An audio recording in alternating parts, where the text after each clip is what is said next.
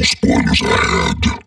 Day Shift is a 2022 straight-to-Netflix Western comedy, family, drama, action, horror movie starring Jamie Foxx and James Franco's brother. And I hear ya. You're all like, Johnny, I am so tired of straight-to-Netflix Western comedy, family, drama, action, horror flicks starring Jamie Foxx and James Franco's brother.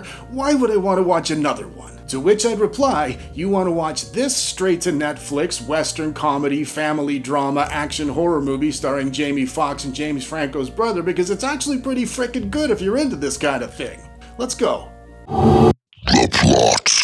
Jamie Foxx's Bud Jablonski's a hard-working, pool-cleaning single dad with a pretty scary secret. He's separated from his wife Jocelyn, played by Megan Good, and he's got a daughter named Paige, who's frickin' adorable. One morning while Bud's cleaning a pool, he waits for a man to leave a house before he quietly breaks into the back of it. Once he's inside, we find out his scary secret's nothing to do with breaking into houses, as we watch things kick off with a vampire of all things. After a brilliant fight scene with a contortionist blood-sucking pensioner, he decapitates a second vampire with a sneaky tripwire. With both of them dead and headless, he pulls their fangs out to sell them at the local pawn shop. But the pawn shop owner, played by one of my favorites, Peter Stormare, offers him pennies on the dollar, because that's what pawn shop owners do.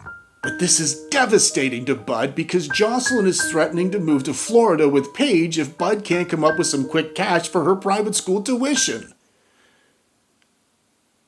And braces! He needs to buy her braces as well. This plot is so authentic, I'm surprised he doesn't have to win a 1980s downhill ski race as well. Out of desperation, Bud's forced to go back to the vampire hunting union that kicked him out for bad behavior. So Bud turns to his old friend and partner in vampire killing, Big John Elliott, who's played by Snoop Dogg, who looks pretty frickin' cool in this movie, but we'll talk about him later. The union boss wants nothing to do with Bud after dealing with all of his previous rule-busting hijinks. But Snoop's soothing voice saves the day, and Bud's given one last chance with some very strict caveats. He's stuck on the day shift at a lower pay grade, and he's under the supervision of James Franco's brother, who's tasked with reporting any and all of Bud's ethical violations. Pity he couldn't have offered the same supervision to his brother. And if I had to supervise Jamie Foxx with all my passive-aggressive tendencies, I'd have been all like,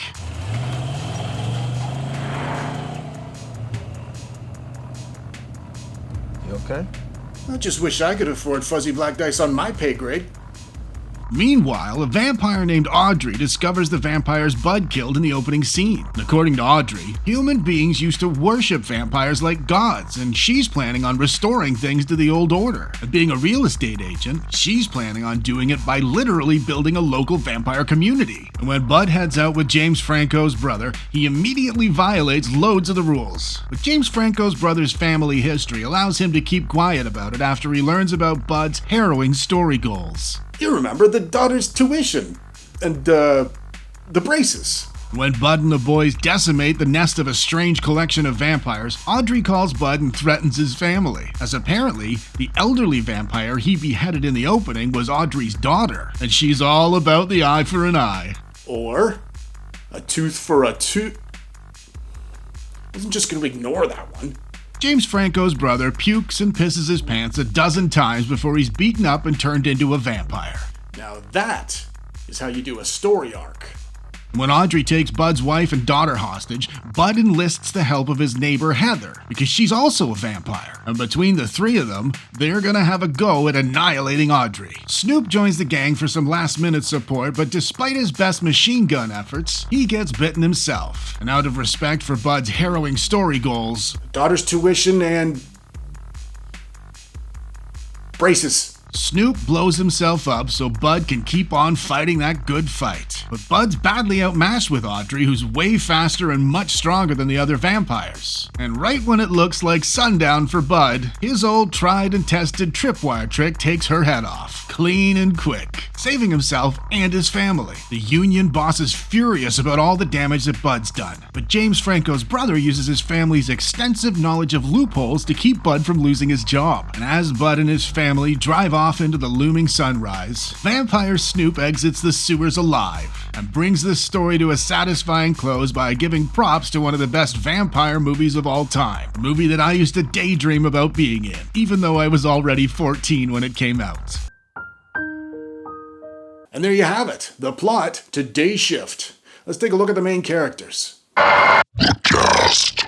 Jamie Foxx, whose real name is Eric and isn't that super weird, has been making movies for 30 years. During that 30 years, he's done all manner of things, which serves him well in Day Shift as he's called on to do a little bit of everything in his role as Bud. And, not surprisingly, he does it to his usual excellent standard. Carla Souza, who plays evil Audrey, is a Mexican actress who I was completely unaware of before this movie. She doesn't really stand out much because she wasn't there much. And when it comes to movies like this, that's A-okay with me, as I'd always prefer to wonder about the antagonists versus having their backstory and intentions stuffed down my throat every time they open theirs. And James Franco's brother, aka Dave Franco, was also in this movie.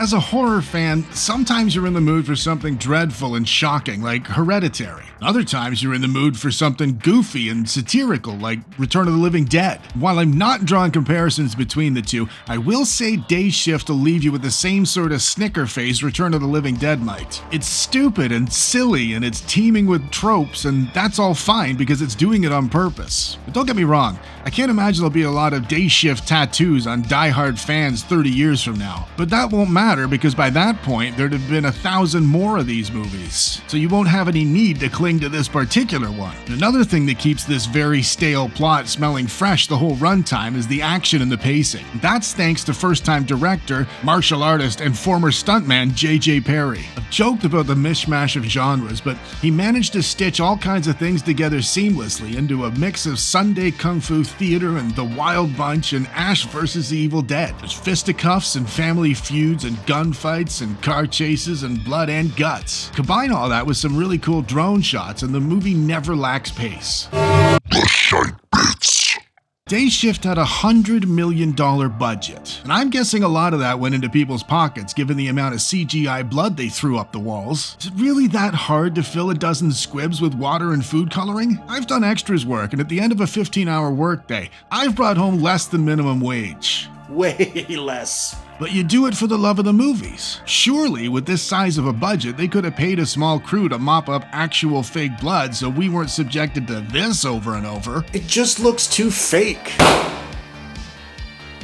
Next up, Snoop. Like everyone else in the 90s, I'd worn out more than one copy of my Doggy Style CD. I'm a fan of his music, but no matter how many times I've watched him on the big screen, he doesn't make sense to me in movies. He's too big of a character to act like a character, especially a supporting character. The problem is, he has the appearance and charisma of a lead role, but he doesn't have the acting chops to pull one off. So how do you solve a problem like the Snoop Dogg? Keep him in your headphones, I say. But that's just me. So, should you watch Day Shift if you haven't seen it, or should you leave it out back next to the pool to burn up at sunrise? This movie's fun, plain and simple. There's a lot of action, there's a couple of cool fight scenes, and there's a few laughs here and there if you're the kind of person that thinks James Franco's brother wetting his pants is funny. Until next time, folks.